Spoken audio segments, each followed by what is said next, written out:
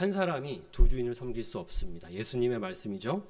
한 사람이 두 주인을 섬기지 못할 것이니. 그렇습니다. 주인은 오직 하나입니다. 그런데 믿지 않는 사람들에게 주인은 누구입니까? 우리는 모두 태어날 때부터 누가 우리의 인생의 주인이라고 합니까? 내가 주인이라고 합니다. 그러니까 예수님을 믿는다는 것은 나라는 주인과 예수님이라는 분과의 충돌이 되는 것이죠. 이것이 죄의 핵심입니다. 죄란 내가 주인된 삶을 살겠다는 것이 죄입니다. 로마서에 이 죄의 본질을 잘 설명하고 있습니다. 하나님을 알되 하나님을 영화롭게도 아니하며.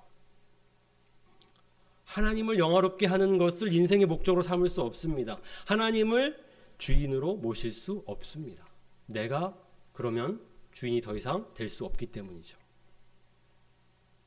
그러니까 모든 인간은 태어날 때부터 그 하나님의 진리를 거짓 것으로 바꾸고 살아갑니다. 피조물, 우리가 피조물이죠. 하나님은 조물주, 창조주이십니다. 피조물을 조물주보다 더 경배하고 섬김이라. 우리 자신을 중심에 두려는 그 마음이 죄의 본질입니다. 그렇기 때문에 주와 주의 싸움이기 때문에 믿기가 어렵습니다. 믿을 수가 없습니다. 여기서 우리는 믿음이 무엇인지를 확인하게 됩니다. 믿음은요, 예수님을 믿는다는 것은요, 아주 놀라운 사건입니다. 인생 사건입니다. 어떤 인생 사건입니까? 예수님을 믿는다는 것은요, 나라는 주인에서 예수님이라는 주인으로 바뀌는 놀라운 사건입니다. 내 인생에 주인이 바뀌는 인생 사건이 내가 믿는다는 것입니다. 믿음이라는 사건이 그렇습니다. 이렇게 엄청난 변화입니다. 전환입니다. 그렇기 때문에 이것을 우리가 회심이라고 말하죠. 예수님을 믿는다는 것은요, 교회를 오래 다녔고 어렸을 때 세례를 받았고 그런 것으로 정의할 수 없습니다. 예수님을 믿는다는 것은요, 영접하는 것입니다. 어떻게요? 예수님을 주인으로 영접하는 것입니다. 영접하는 자, 곧 그 이름을 믿는 자들에게는. 그래서 우리가 영접하셨습니까? 예수님을 주인으로 영접하셨습니까? 이렇게 질문을 하게 되죠. 그것이 당신은 그리스도인이십니까? 라는 질문과 같습니다. 그리스도인은 예수님을 주인으로 모신 사람들입니다. 태어날 때부터 우리는 그렇게 살아가지 않습니다. 내가 주인이고요, 내가 중심입니다. 그러니까 내 삶은 나의 것이니 내가 원하는 대로 살아야 하는 것이죠. 그런데 예수님에 대해서 우리가 듣게 되면 예수님은 나를 믿으라, 나를 삶의 주인으로 모셔라, 이렇게 말씀하십니다. 내가 예수님을 주인으로 모셔야 할 이유를 찾지 못한다면 절대로 모실 이유가 없습니다. 모실 수 없습니다. 그러니까 본성적으로 우리는 예수님을 주인으로 모시기를 꺼려합니다. 싫어합니다. 거부합니다. 그런데 믿었다. 이것은 놀라운 사건이죠. 주인이 바뀐 사건입니다. 우리 모두가 그리스도인이라고 우리 스스로를 자부한다면 그 말은 곧 나의 인생의 주인은 예수님이십니다. 로드십, 주대심이 예수님께 있습니다. 그 고백을 우리가 하고 있습니다.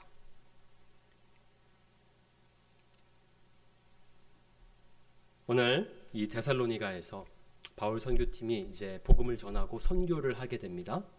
그런데요, 믿는 사람들도 있었지만 또 항상 만나는 것처럼 그들을 박해하는 사람들이 있었습니다.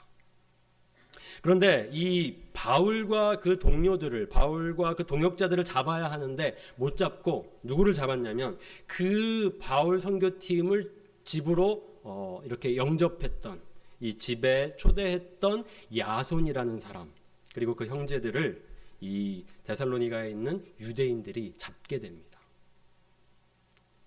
이 주동자를 잡아야 되는데 못 잡으니까 이 주동자를 따르는 이 야손과 그 형제들을 잡았던 것이고, 이들을 이제 로마의 당국에 고발하게 되는데요.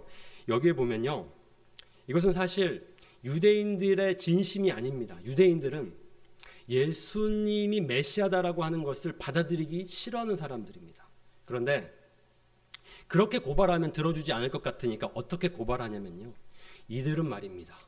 지금 황제 가이사의 명을 거절하는 자들입니다. 이 말은 그 당시에 굉장히 아주 큰 죄라고 할 수 있습니다. 오직 주님은 이 가이사, 시저, 로마의 황제인데 이 그리스도인들, 이 사람들은 보면 예수라는 자를 임금으로 삼고 있다. 예수를 주인이라고 고백하며 예수를 왕이라고 말하고 있다. 바로 로마에게 저항하는 이 로마의 반란군으로 고발하게 됩니다. 그래서 여기 보면 이들은 천하를 어지럽게 하는 사람들입니다. 그러면서 이 사람들이 다 가이사의 명을 거역하여 말하되 다른 임금 곧 예수라는 이가 있다 하더이다. 고발의 내용이 이렇습니다. 황제를 거역하는, 황제에게 반란을 일으키는, 황제의 주대심을 인정하지 않는 사람들입니다 라고 하면 어떻게 되겠습니까? 로마가 이것을 허용할 수 없는 것이죠. 그러니까 그들이 받아들일 수 있는 내용으로 제목을 삼고 고발하는 모습을 보는데요. 이것은 매우 불이한 고발이라고 볼 수 있지만 사실은 또 아이러니하게도 이 안에는 분명한 사실, 진실이 담겨져 있습니다. 왜냐하면 예수님을 믿는다는 것은요, 이와 같습니다. 예수라는 왕을 모시는 것이기 때문입니다. 예수님을 주인이라고 모시는 것이기 때문에 이것은 사실입니다. 천하를 어지럽게 한다는 것, 그렇습니다. 예수님이 주인이기 때문에 이 주대심에 부딪히면 천하를 어지럽게 하는, 소동을 일으키는 자로 보일 수 있는 것이죠. 저 여러분이 바로 우리 예수님을 왕으로 모시는 사람들입니다. 예수님을 주인으로 모시는 사람들입니다. 이렇게 예수님의 왕대심, 주대심을 인정하면요, 세상이 미워합니다. 주와 주의 싸움이기 때문입니다. 다른 이들에게 복음을 전하는 우리가 만나는 이 저항이 무엇입니까? 내 인생 내 멋대로 살겠다는데 왜 나에게 자꾸 예수님을 주인으로 모시라고 하십니까? 그게 주장인 것이죠. 신앙의 핵심입니다. 바로 예수님이 우리의 왕이십니다. 예수님이 우리의 주인이십니다. 그것이 바로 신앙의 핵심입니다. 우리의 고백입니다. 오늘 이 바울이 이 데살로니가에서 복음을 전합니다. 우리가 지난주에는 이제 빌립보에서 복음을 전하는 모습을 봤죠. 거기에서는 사실 무엇을 전했는지는 나와 있지 않았습니다. 거기에 이제 루디아라는 여인을 만나서 그녀가 믿게 되었다는 것, 그리고 귀신을 빌어 이렇게 점을 치던 여종이 또 자유케 되었다는 것, 그리고 그들을 바울과 실라를 지켰던 간수가 구원을 한번 얻는 사건은 기록되어 있지만 그들에게 바울이 무엇을 전했는지는 담고 있지 않습니다. 말하고 있지 않습니다. 그런데 오늘 보면요, 이 데살로니가에서 바울이 데살로니가에서 사람들에게 복음을 어떻게 전했는지 그 내용이 나와 있는데요. 그 핵심이 이것입니다. 예수님을 소개하고요, 예수님이란 분을 소개하고요, 이 예수가 곧 그리스도시다, 이렇게 복음을 전하게 됩니다. 예수는 우리의 그리스도. 이것이 바로 복음의 핵심입니다. 신앙의 핵심입니다. 그리스도라는 말 무슨 뜻입니까? 그리스도는 Christ. 헬라어로 보면요, 이것이 헬라어에서 온 이 단어인데요, 크리스토스입니다. 크리스토스는 어떤 뜻이냐면요, The Anointed One, 기름 부음 받은 자라는 뜻입니다. 왜 이 크리스토스가 나오게 되었냐면 사실은 히브리어의 마시아, 메시아입니다. 이것을 이제 그리스어로 번역을 하려니까 이게 이제 이렇게 번역이 된 것이죠. 기름 부음 받은 자, 메시아를 번역하니까 크리스토스가 되었고, 그것을 이제 영어로 이제 크라이스트가 되었고, 우리가 그리스도 그것을 또 한자로 보면 이것을 기독 이렇게 되는 것입니다. 그리스도인인 저와 여러분은 바로 예수님을 그리스도라고 모시는 사람들입니다. 메시아로 모시는 사람들입니다. 구원자로 모시는 사람들입니다. 이 말은 성경에 자주 반복되는 말씀입니다. 주 예수 그리스도라는 말로 이렇게 압축시킬 수 있습니다. 예수님은 그리스도시고 메시아시고 그리고 예수님은 주인이시다. 그래서 합쳐서 성경에서는 바울은 이런 말을 많이 씁니다. 주 예수 그리스도. 그렇죠? 여러분에게도 익숙한 이런 표현일 것입니다. 주 예수 그리스도. 우리 예수님은 우리의 주인이십니다. 우리 예수님은 우리의 그리스도십니다. 성경에도 보면 이것이 72회나 반복되어 나옵니다. 예수님이 누구신지를 잘 설명해 주는 압축된 표현입니다. 그리고 이 메시아가 기름 부음 받은 자라는 뜻이라면 우리 구약 성경을 보면요. 기름 부음을 받는 자들이 나옵니다. 총 3명의 사람들이 나오는데요. 이 3명의 직분자라고 말할 수 있겠습니다. 어떤 직분을 맡은 자들이 기름 부으심을 받았죠? 왕, 제사장, 선지자였습니다.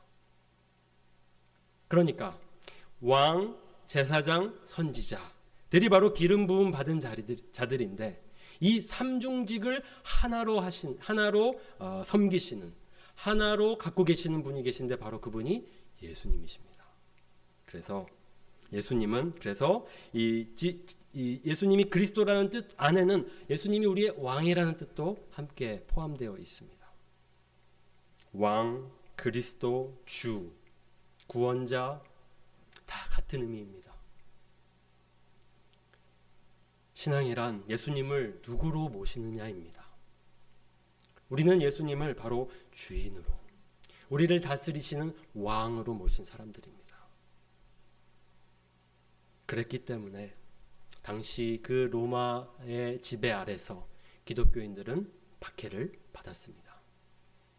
그리고 오늘날에도 예수님을 믿는 이유로 박해를 받는 사람들이 있는데요. 그리스도인들이 있는데요. 다 이런 이유입니다. 예수님을 주인으로 모셨기 때문에, 예수님을 왕으로 모셨기 때문에, 주와 주의 싸움이기 때문에 부딪힐 수밖에 없습니다.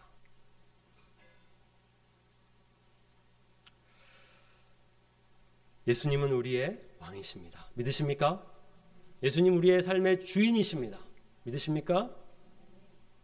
이 고백이 바로 신앙의 핵심입니다. 이제 우리가 그 고백대로, 고백에 걸맞게 살아가는 것이 신앙의 삶입니다.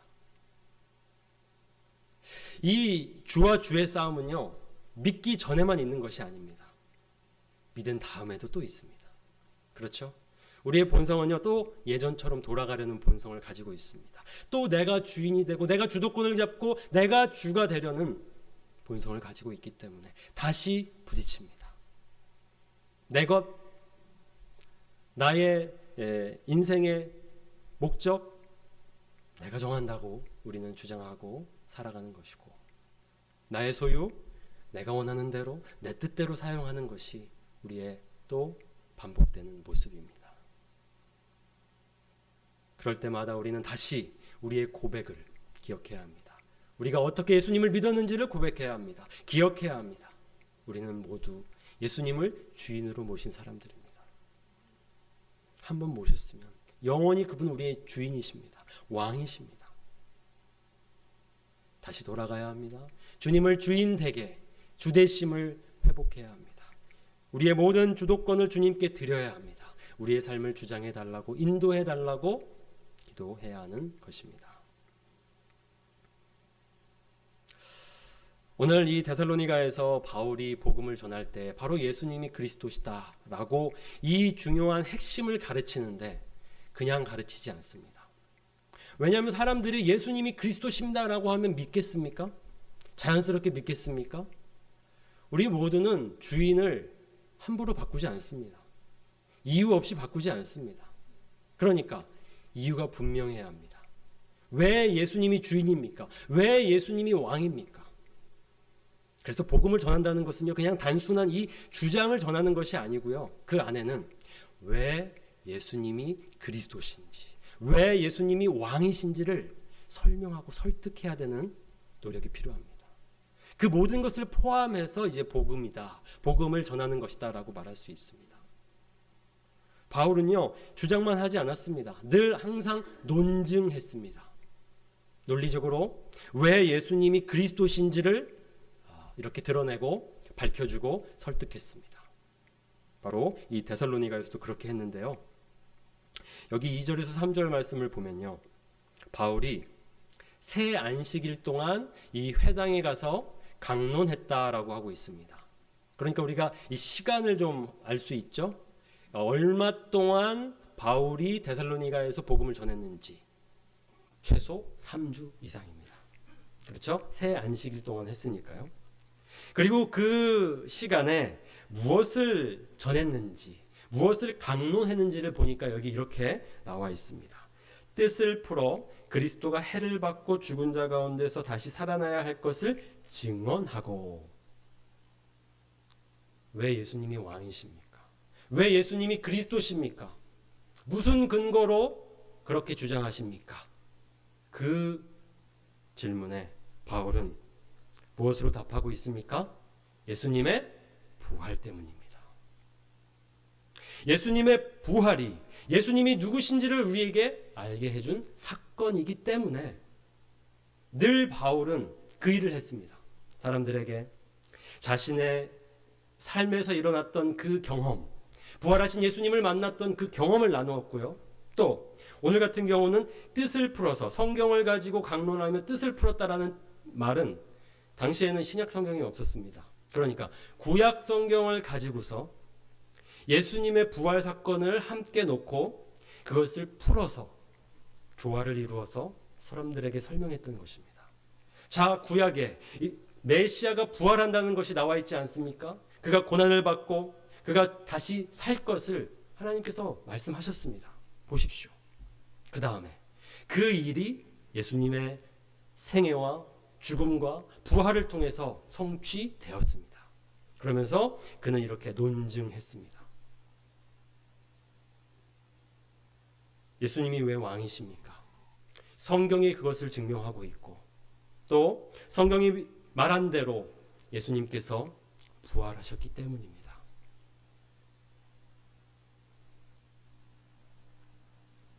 더 구체적으로 예수님의 부활이 성경에 어디에 예언되어 있는지까지도 바울이 말하는 것을 볼 수 있는데요. 오늘 말씀에는 나와 있지 않습니다.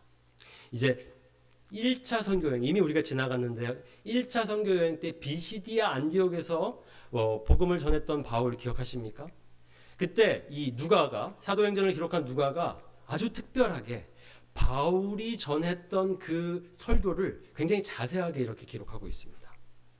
그 중에 오늘 바로 데살로니가에 했던 그 일이 바로 이것이구나라는 것을 알 수 있는 부분이 나오는데요. 바울은 이렇게 말합니다. 곧 하나님이 예수를 일으키사 우리 자녀들에게 이 약속을 이루게 하셨다 함이라. 예수님의 부활을 가리키고 그것이 하나님의 약속을 이룬 사건이라고 말하고 있죠. 하나님께서 죽은 자 가운데서 그를 일으키사 다시 썩음을 당하지 않게 하실 것을 가르쳐 이르시되 시편에 이르시되. 자, 이제 구체적으로 성경 어디에 그렇게 부활을 예언하고 있는지를 말해주고 있습니다. 주의 거룩한 자로 썩음을 당하지 않게 하시리라. 시편 16편 10절 말씀입니다. 다윗의 시이지만 다윗은 왕이면서도 선지자였습니다. 예수님께서 자신의 생애의 사역들을 펼쳐나가면서 다윗의 시편을 많이 인용하셨습니다. 왜냐하면 그 시가 곧 예언이었기 때문입니다. 주의 거룩한 자로 썩음을 당하지 않게 하시리라. 주의 거룩한 자, 메시아는 죽음으로부터 부활할 것을 하나님께서 이미 선지자 다윗을 통해서 말씀하셨습니다. 지금 유대인들에게 또 하나님을 경외하는 회당에 모인 이방인들에게 이 말씀을 가지고서 증명하고 있습니다. 자, 여기 나와 있지 않습니까? 그 일이 예수님을 통해서 성취되었습니다. 예수님이 부활하셨습니다. 그렇기 때문에 바로 그 주장, 그 결론이 나오는 것이죠. 예수가 그리스도십니다. 예수가 왕이십니다. 언제나 바울은 부활을 증거로 내세우고 예수님이 누구신지를 드러냈습니다. 그래서 이제 오늘 우리가 읽지 않았지만 이제 아테네라는 곳에 가서도 선교를 할 때에, 복음을 전할 때에 그가 사용하는 방식이 꼭 똑같습니다. 그들에게 어떤 증거를 주면서 예수님이 거룩한 자, 메시아라고 말하냐면요, 17장 31절을 보면요, 그를 죽은 자 가운데서 다시 살리신 것으로 모든 사람에게 믿을 만한 증거를 주셨음이니라. 제가 어떻게 예수님을 그리스도라고, 제가 어떻게 예수님을 왕이라고 믿게 되었냐면, 그는 원래 예수님을 핍박하는, 예수님의 제자들을 핍박하는 사람이었는데 어떻게 그가 예수님을 전하는 사도가 되었습니까? 그 회심의 핵심에는 그 사건, 바로 부활하신 예수님을 만난 사건이 있었기 때문입니다. 그를 변화시킨 것, 그를 회심시키신 것, 그를 회심시킨 것, 그를 예수님 믿게 한 것, 예수님을 전하는 사도가 되게 한 것이 예수의 부활 사건이었습니다. 하나님께서는 그것을 우리에게 증거로 주셨습니다. 모든 사람에게 믿을 만한 증거로 예수님의 부활을 보여주셨습니다. 부활을 보면요, 예수가 왕이시라는 것을 확신할 수 있습니다. 부활을 보면 예수님이 그리스도시라는 것을 확신할 수 있습니다. 예수의 부활 사건은 그가 바로 그리스도이심을 보여주는 증거이기 때문입니다.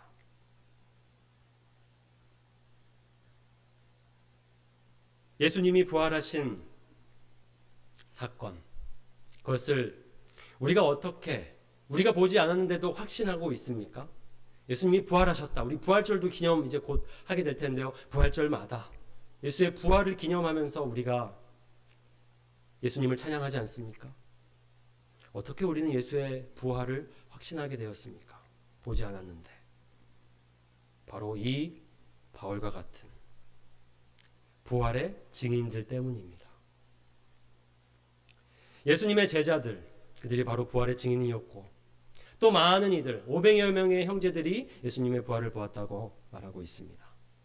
그들이 그 부활이라는 사실을 만들어내고 전한 것이 아니고, 그들은 그 부활을 전하는 것 때문에 핍박받았고, 부활을 전하는 것에 생명을 바쳤습니다. 그들이 만들어낸 이야기를 위해서 목숨 바칠 일이 이유가 어디 있겠습니까? 바울이 이렇게 예수님의 제자를 핍박하던 자가 만들어낸 이야기를 가지고, 조작한 이야기를 가지고, 있지도 않은 일 때문에 예수님을 전하는 사도가 될 이유가 무엇입니까? 그의 회심, 제자들의 변화, 그들의 순교, 그 모든 것이 부활 사건의 확증입니다. 확실한 증거입니다. 그렇기 때문에 우리가 오늘도 예수님이 부활하셨다는 것을 확신하면서, 그렇기 때문에 예수님이 그리스도시라고 믿을 수 있습니다. 어떻게 믿습니까? 우리가 믿어온 이 과정들을 보면요, 우리가 사람들에게 어떻게 믿음을 갖게 하는지를 설명해 줄 수 있습니다. 여러분들은 믿지 않았던, 나를 주인으로 삼았던 삶에서 어떻게 예수님을 주인으로 모시는 삶으로 살게 되었습니까? 어떻게 믿으시게 되었습니까? 대체 믿음은 어떻게 생깁니까? 아주 중요한 질문입니다. 그것은 오늘 이 베레아 사람들을 보면 알 수 있습니다. 우리 11절에 있는 말씀에 보면요, 이 베레아 사람들을 보고 또 그 당시 사람들이 어떻게 예수님을 믿게 되었는지를 알 수 있는데요. 여기 이제 베레아 사람들에 대한 설명이 이렇게 나오고 있습니다. 제가 좀 쉬운 성경 버전으로 읽겠습니다. 베레아 사람들은 데살로니가 사람들보다 더 고상한 성품을 가진 사람들이었습니다. 그들은 바울과 실라의 말을 열정적으로 받아들였으며 바울이 한 말이 사실인지를 알아보려고 날마다 성경을 연구했습니다. 여기 베레아 사람들의 특징이요, 두 가지가 나옵니다.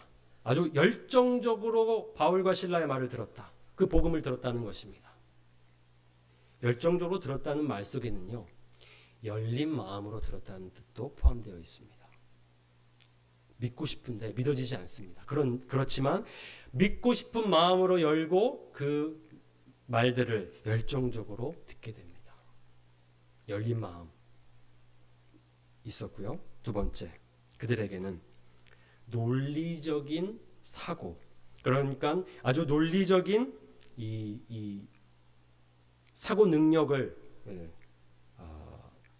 연구하는, 성경을 연구하는 일에 사용하게 됩니다. 열린 마음과 비판적 사고입니다. 복음을 들었을 때 바로 믿는 사람들 물론 있을 수 있습니다. 그런데요, 저 같은 사람, 저같이 이 리즈닝, 이유가 있어야 믿는 사람은요, 잘 믿어지지가 않습니다. 그리고 사실 보면요, 대부분의 사람들이 잘 믿지 않습니다. 그 이유가 믿어지지 않고 이유를 모르기 때문입니다. 제가 이제 예수님을 제대로 좀 알아봐야겠다. 예수님을 정말 내가 주인으로 모실 만한가? 그분이 그럴 가치가 있는가를 따져보면서 이제 말씀을 보니까요, 온통 질문투성입니다. 믿어지지가 않습니다.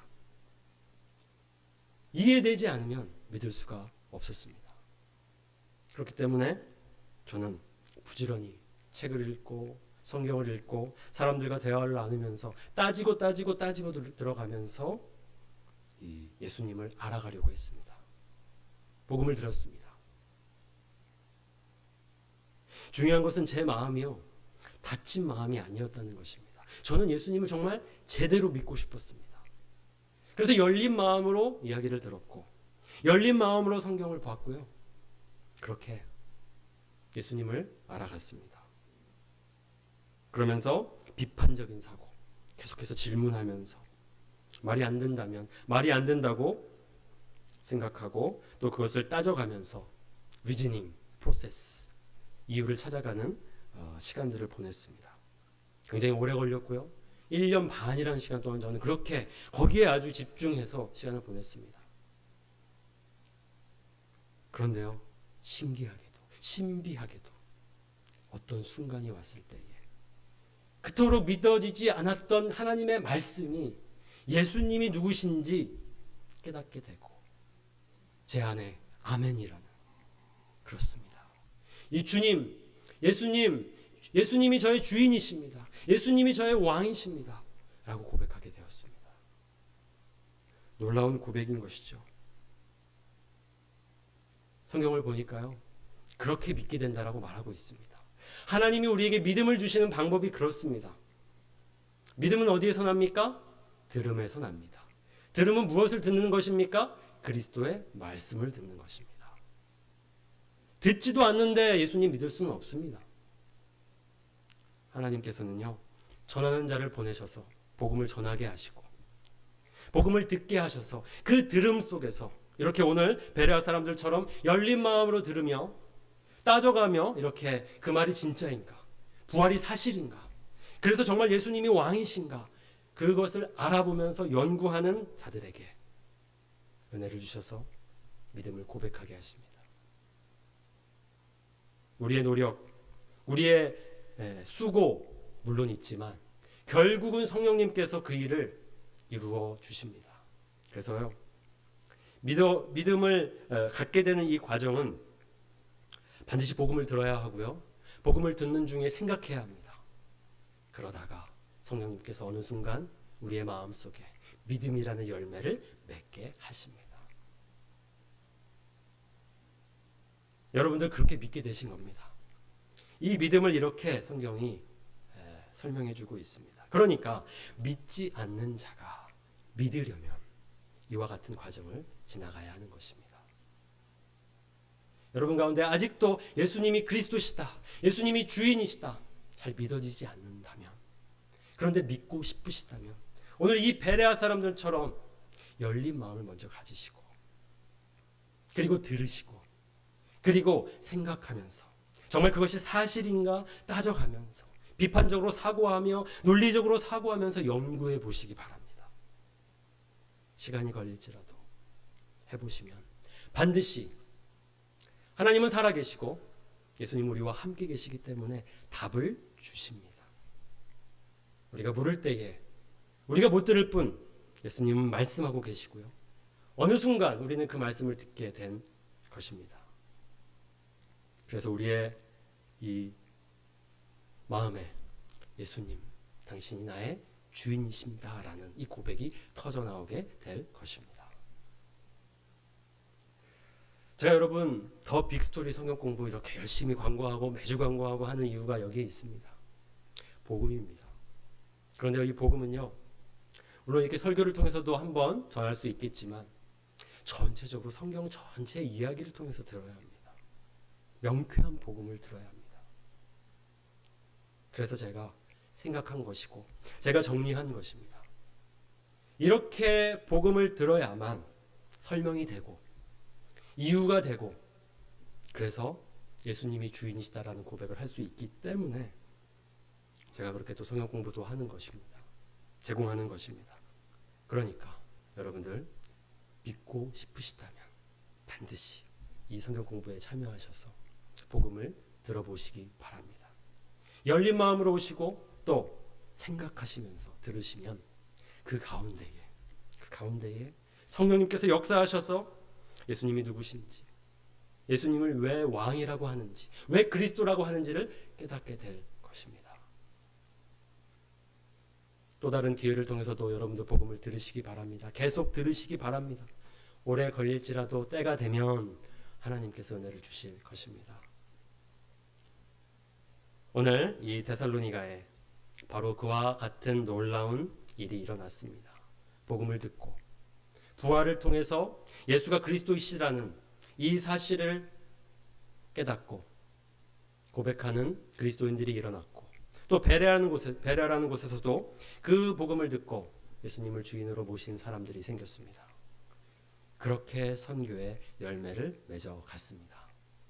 바울은 그것을 믿었기 때문에 그것이 하나님이 구원하시는 방법인 줄 알았기 때문에 계속 전하고 또 전하고 넘어지고 쓰러지고 핍박당해도 또 전하고 했던 것입니다.